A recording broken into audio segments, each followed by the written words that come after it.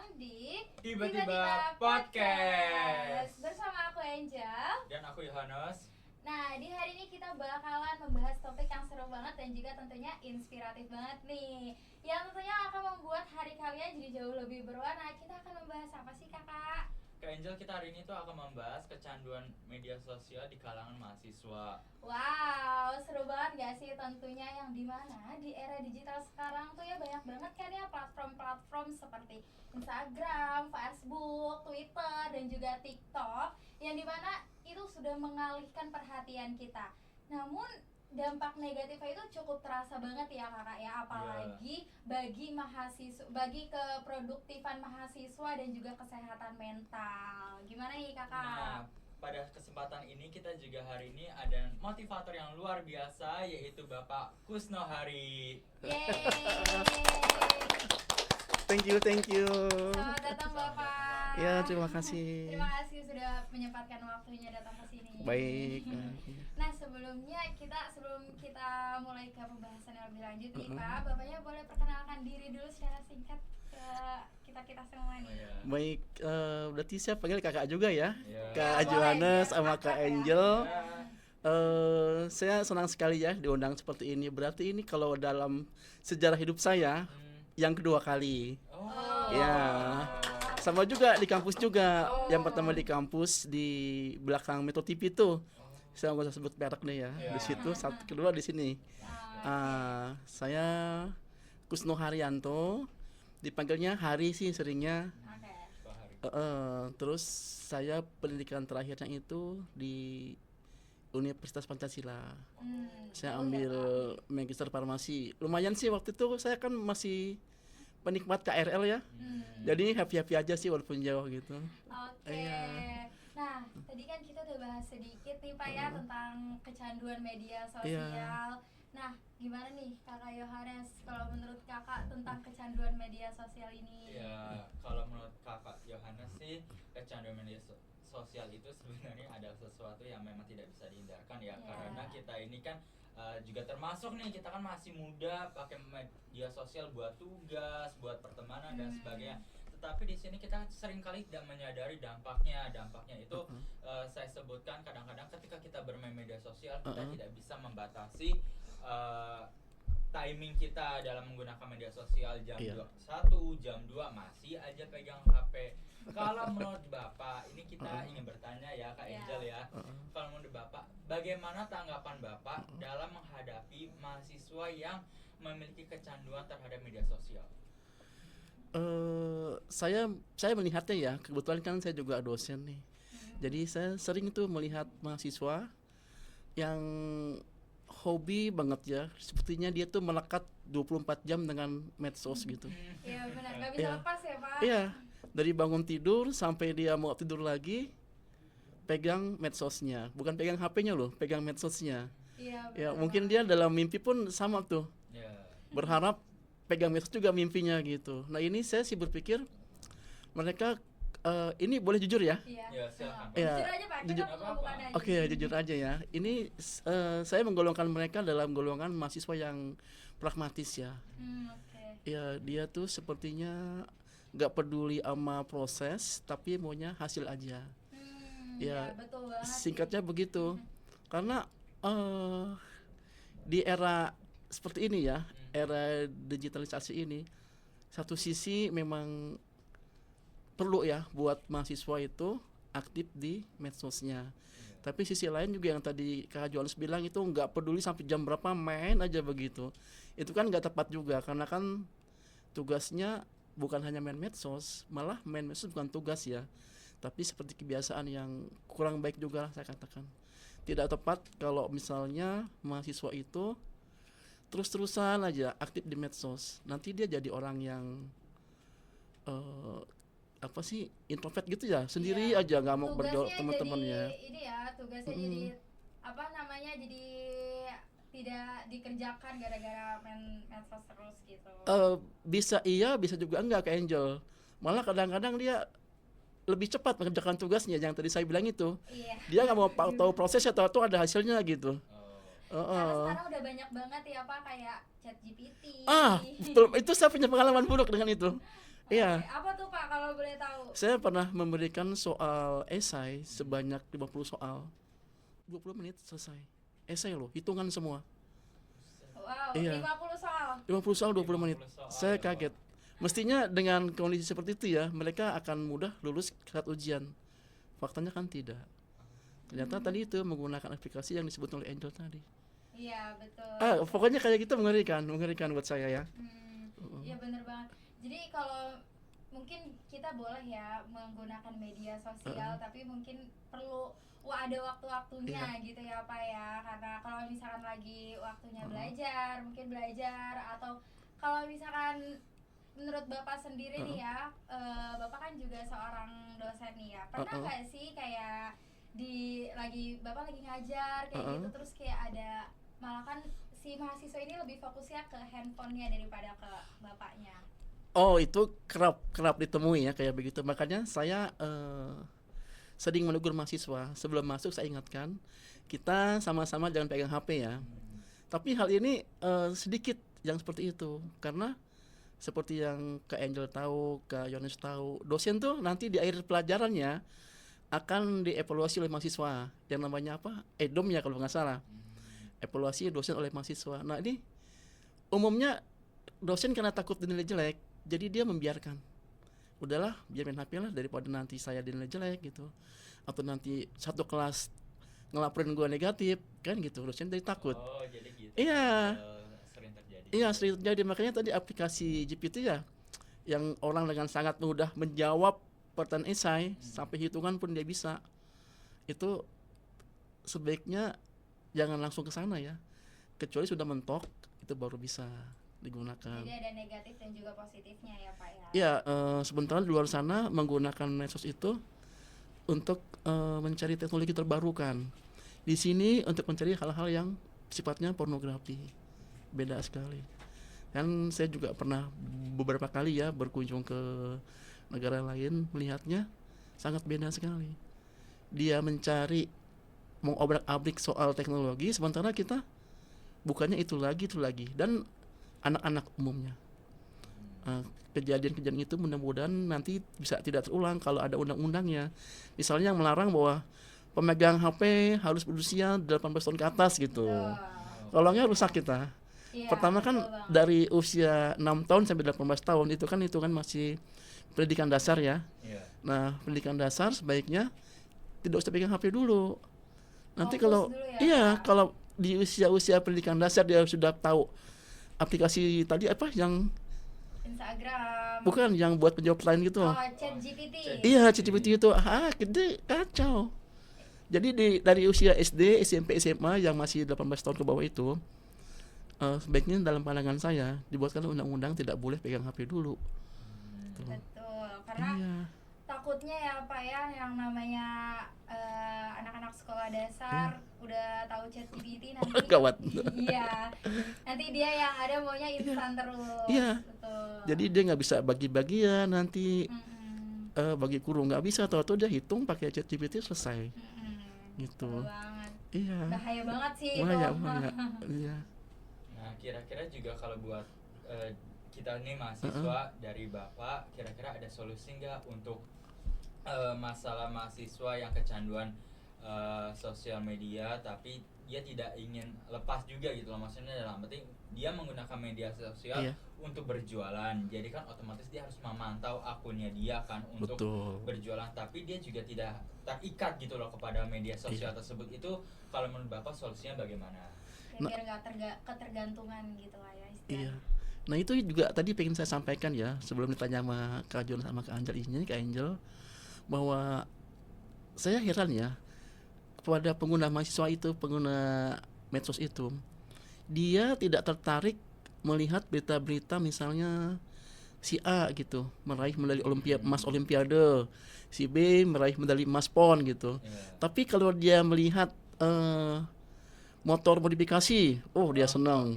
Iya. Ya. Mobil modifikasi dia senang, nggak tergerak hatinya buat, kan mestinya gini ya, dia enak loh dapat medali emas olimpiade, hidupnya jadi enak ke depan gitu.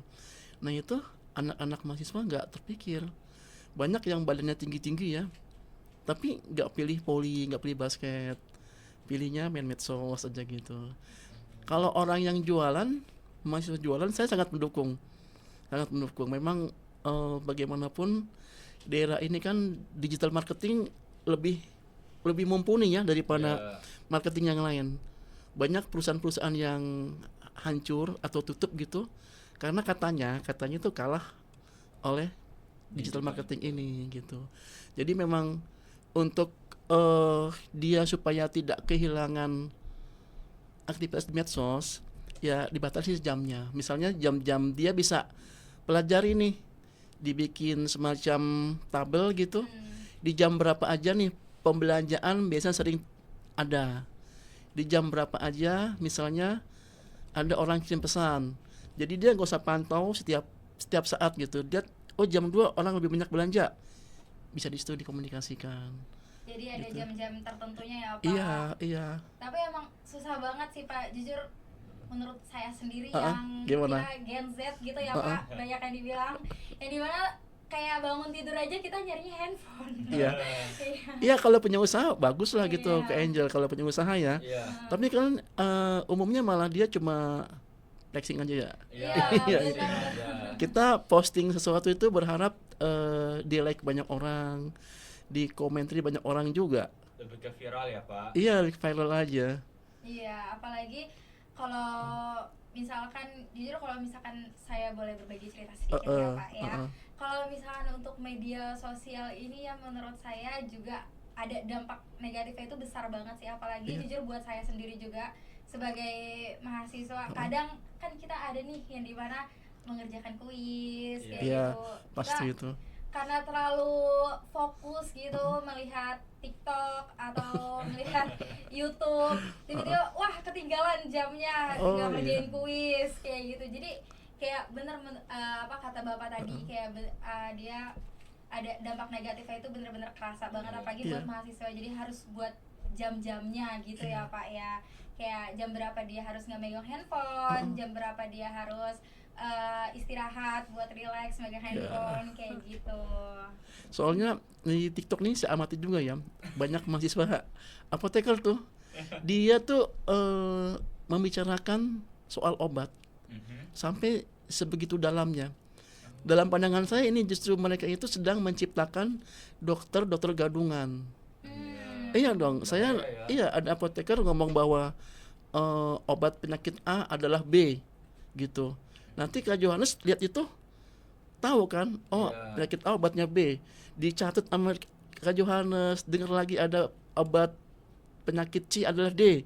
Nanti akhirnya mau tidak mau tahu Kak Johannes bahwa ini penyakitnya, obatnya ini, begitu. Kan dengan demikian saya menyebutnya dia sedang menciptakan dokter gadungan. Johannes jadi tahu obat penyakit ini apa, bukan dari lembaga pendidikan tapi dari medsos. Itu kan bahaya. Iya. Legalitasnya ya Pak dipertanyakan. Iya. Ngeri. Karena kan penerimaan obat sendiri antara satu orang dan orang yang lain berbeda-beda. Kalau Yohanes tetap bilang bahwa obat penyakit A adalah B dari TikTok ya, diterapkan ke semua orang nggak bisa juga sebenarnya. Iya, ngeri. Karena kondisi orang beda-beda juga ya Pak. Iya. Butuh obatnya juga beda-beda. Betul. Jadi nggak semua yang kita cari di medsos itu kayak orang lain pakai ini terus kayak kita juga harus pakai ini kayak gitu. FOMO ya Pak namanya. FOMO juga saya tahu sendirilah, itu kan marketing yang tergesa-gesa ya. Ditekan sedemikian waktunya supaya orang cepat-cepat mau membeli gitu. FOMO itu bilang tinggal 1 lah, waktunya tinggal hari ini lah, itu FOMO. Tapi kayaknya mahasiswa makin sini makin pinter, nggak begitu lagi lah ya. Iya benar banget. Nah kalau misalkan buat Bapak sendiri, Bapak kan juga seorang dosen nih ya Pak ya. Kalau misalkan gimana sih caranya atau pesan-pesan gitu buat kayak mahasiswa di luar sana atau anak-anak di luar sana biar mereka tuh kayak nggak terlalu kecanduan sama media sosial, kayak biar tahu kalau media sosial ini ternyata ada positifnya dan juga ada negatifnya. Jadi kayak kita harus membatasi gitu lah. Yang pertama paling sederhana ya tentunya bikin klub di lingkungan mahasiswa dia, misalnya bikin klub motor gitu, biar dia terus punya kegiatan. Kalau dia misalnya touring, misal dari sini ke mana Jogja. Pelabuhan Ratu atau Jogja itu kan dia nggak mungkin pegang HP tuh. Oh, iya. Iya gitu kan. Terus Jadi harus gitu. punya banyak kegiatan Iya. gitu ya Pak ya. Iya, nanti sampai ya dia main HP paling berapa lama, capek kan tidur. Benar. Yang paling penting itu sih ikut klub basket lah, apalah. Oh, jadi lebih terlibat dalam kegiatan-kegiatan Iya. olahraga, Iya. sport. Iya, gitu karena ya. dia capek, akhirnya dia cuma main medsos sampai rumah ya sebentar terus tertidur. Jadi Eh, kita harus punya banyak aktivitas lah ya. aktivitas banyak ya, klub-klub olahraga, klub-klub otomotif gitu. Itu bisa memutus sedikit ya kegiatan mereka di medsos. Nah, menurut Bapak nih bagaimana sih Bapak melihat peran dosen dalam membantu mahasiswa menghadapi tentang ini gitu? Saya berpikir sebaiknya dosen mulai memotivasi mahasiswanya untuk tidak apa-apa bermain medsos, tetapi ada hal-hal yang bisa menguntungkan mahasiswa.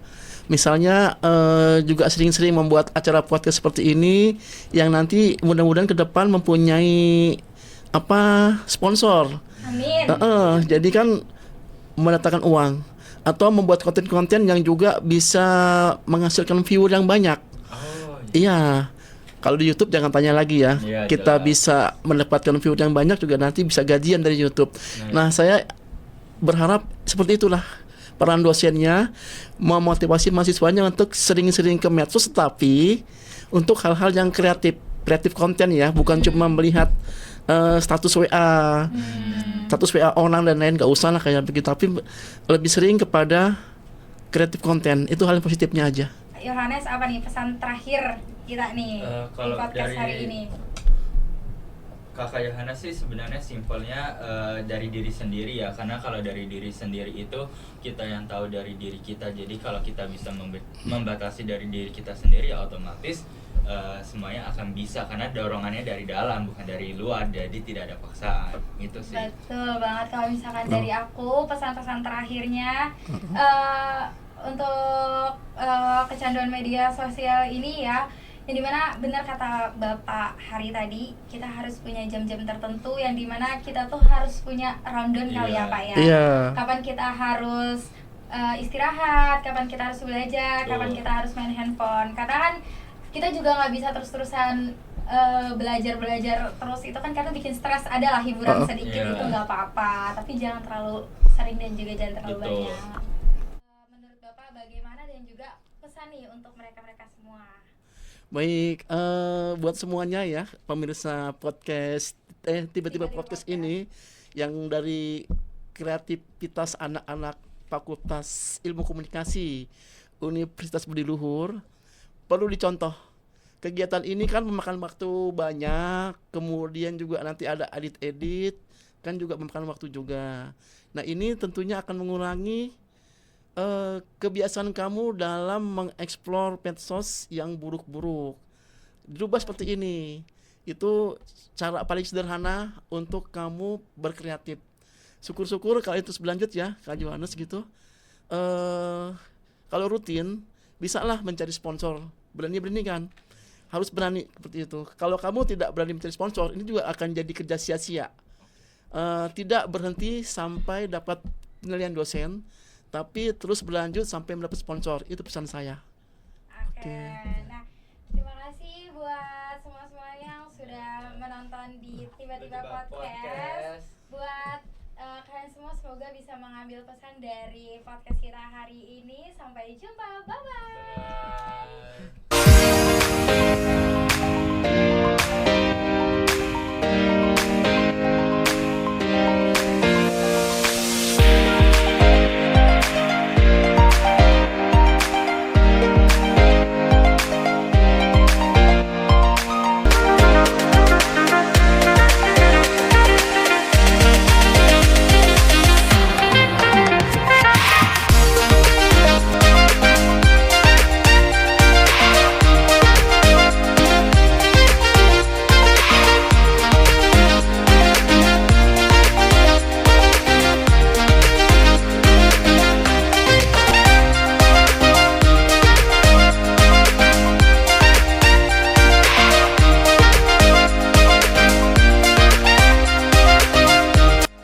Tiba-tiba Podcast. Salam di luhur.